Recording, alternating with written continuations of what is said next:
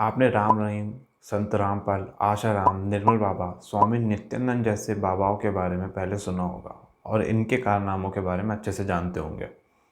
पर मैं इनके बारे में बात क्यों कर रहा हूँ, बताता हूँ इस पूरे वीडियो में। नमस्कार दोस्तों, मेरा नाम है मयंक और आज हम बात करेंगे बाबाओं की।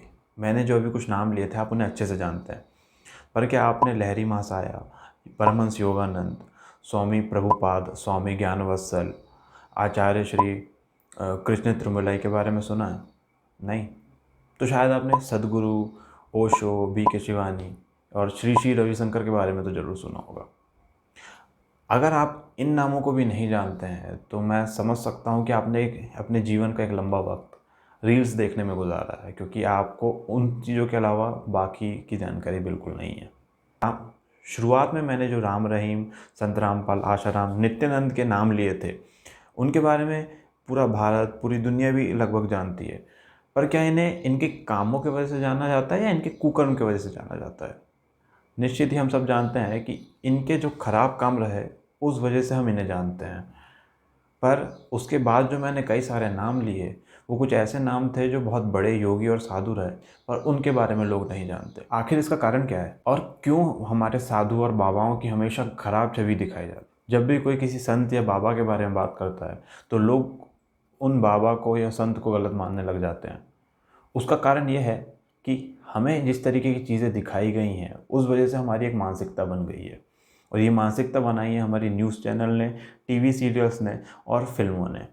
ज़रा सोच कर देखिए, शुरुआत से लेके अभी तक मैंने जितने भी नाम लिए सब संतों के नाम थे, पर आप उन लोगों को जानते हैं जिन्होंने कुछ गलत काम किया।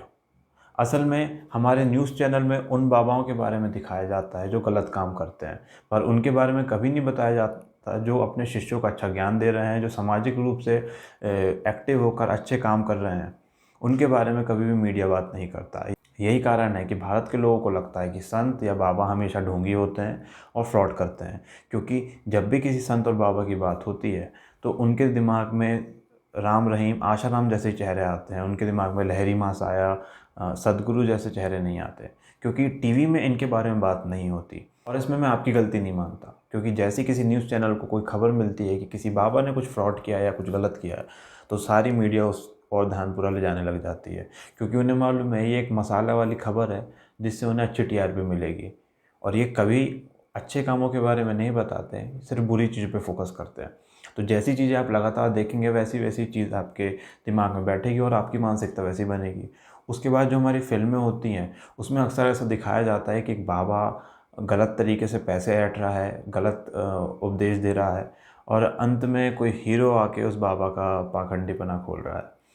हाल की फ़िल्में ऐसी बहुत सारी निकली है जिसमें बाबा और साधुओं का अच्छे से मजाक उड़ाया गया है और उन्हें उनकी ऐसी छवि प्रस्तुत की गई है जहाँ पे वो फ्रॉड दिखें, ढोंगी लगें। असल में आपने अपने जीवन का एक बड़ा हिस्सा दो कौड़ी के बॉलीवुड स्टार्स को देखने और फॉलो करने में बिता दिया, तो उसके बाद तो समय बचा ही नहीं कि आप कुछ अच्छी चीज़ों पर ध्यान लगा सकें। आपको अच्छे से पता होना चाहिए कि भारत हमेशा से संतों, साधुओं, योगी और महात्माओं का देश रहा है।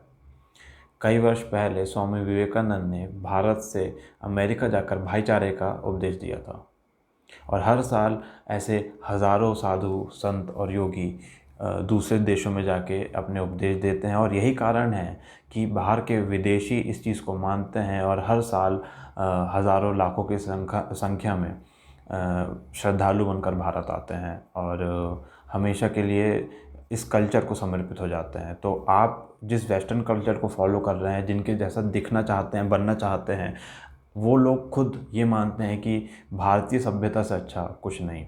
मैंने देखा है बहुत सारे लोग साधु संतों का मजाक उड़ाते हैं, उनके बारे में बुरी बातें कहते हैं, और वो सब इस आधार पे होता है कि कुछ संत भारत के ख़राब निकले या जिन्होंने कुकर्म किए, उस आधार पर ये सारे संतों को बुरा भला कहने लग जाते हैं। वो ये बात ऐसी है कि भारत में अगर 1 लाख संत हैं उसमें से अगर 5 खराब निकल गए तो आप बाकियों को भी बुरा भला कह रहे हैं, उनके बारे में एक ख़राब नज़रिया रख रहे हैं।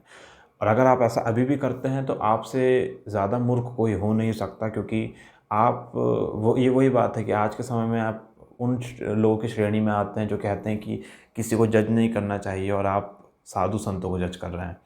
तो मैं आशा करता हूँ कि आने वाले समय में आप अपना जीवन कुछ अच्छे संतों के सानिध्य में बिताएंगे, उनसे कुछ बातें सीखेंगे जिससे आपकी लाइफ में अच्छा असर होगा और ज़िंदगी थोड़ी सी आपकी खुशहाल बनेगी। So that's all for today. Thanks for watching. See you soon in another video.